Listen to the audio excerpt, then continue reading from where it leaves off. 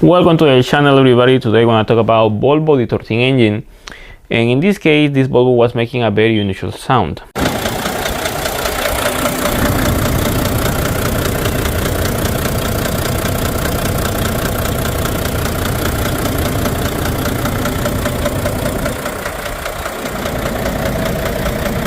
Specific sound was very loud, coming from the engine, some area of the engine. Not specifically sure what was the problem at the beginning, but you know, that's the reason why you have to investigate. You have to do some kind of light testing and see what is the problem. So as we went through the whole system and trying to figure out what was the problem, I started to find out that there was a specific injector that was not running, was not contributing with the engine, and whenever we were cutting the injector, the sound was stopping.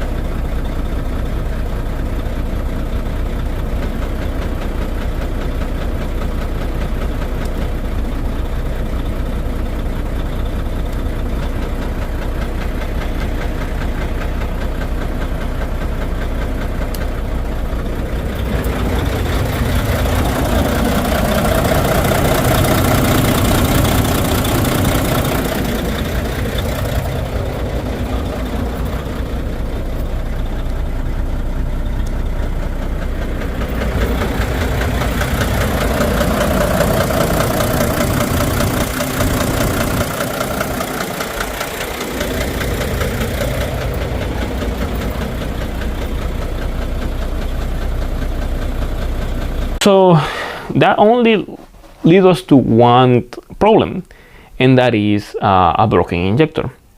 And of course, it might be a broken injector because we have a noise, we have low power, and the engine doesn't run stable.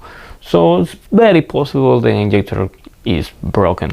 So as you know, as we suspect the injector is broken, we have to take the top valve cover apart to see what is the problem with this D13 engine.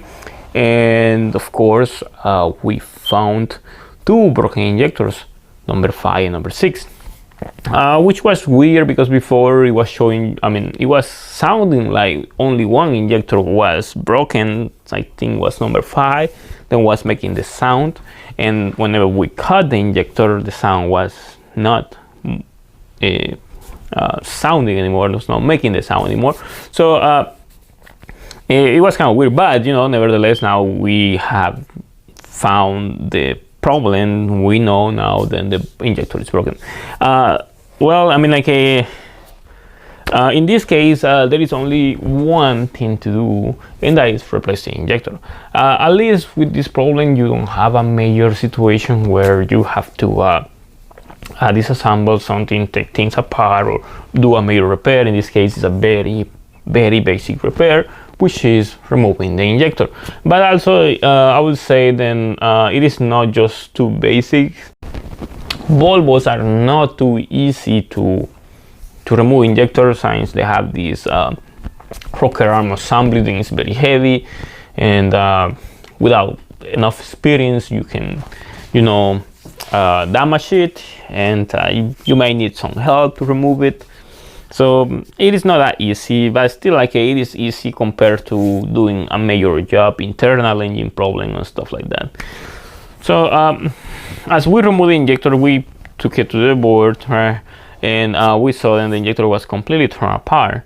That's normal because we have a spring-loaded injector that is being pressurized by the rocker arm, and the rocker arm is the major pressure point that an injector have. And eventually, of course, the spring loses its capability, strength, and doesn't hold the pressure anymore, or some component inside goes bad. So no, it's a mechanical component, anything can go bad. So if something goes bad, it breaks and then the injector stops working. So in this case, we decided to go for use rebuild injectors instead of buying new ones. New ones are very expensive for Volvos. So the owner decided to go for rebuild ones. So we know there is always options. I would say if you come to my shop, there is always, I give you options on what you can have on your truck depending on what you want. Like you can have a new injector, you can have a rebuild injector, or you can have a used injector. And there is aftermarket injectors as well, but the aftermarket injectors could be in another section, probably in the section of new. So new original and new aftermarket, but the pricing is not as much difference. But between rebuild, new, and used, there is a big difference in price, and that's the options probably I'm gonna give you if you have a problem with your truck. Depending on your budget, that's what you can afford, and you know, recommendations depending on the problem are always new things, new components, but to each their own. So whatever you can afford, that's what you're gonna do. So in this case, we decided to put a rebuild injector, and of course the injector comes with a kit and everything. So put the injector on, and voila, the problem was solved. After doing the whole process of putting the component in, the problem was completely gone.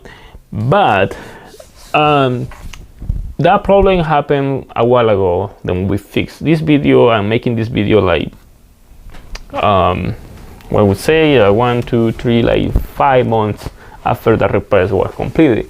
So we replaced the injector for a rebuild one, and after 2 months of replacing those injectors with rebuild ones, one of those injectors had a problem, and we have to do warranty on that injector.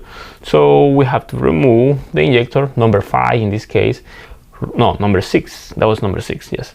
We have to remove the injector, take it for warranty, get a new one, put it on, and then fix the problem. And then we have, I think 2 months after, because we are the 5th month, yeah, 2 months after, another injector had the problem, number 5. Number 5 had a problem, he broke again, and we had to take it for warranty, and we got a new one and we're repaired. So in conclusion, I would say that yes, replacing the injector was the solution of the problem, and it continues to be the injector the problem because it continues breaking. So in conclusion, I would say if you really want to repair your truck and you don't want to deal with any downtime after repairing your truck, just go OEM route.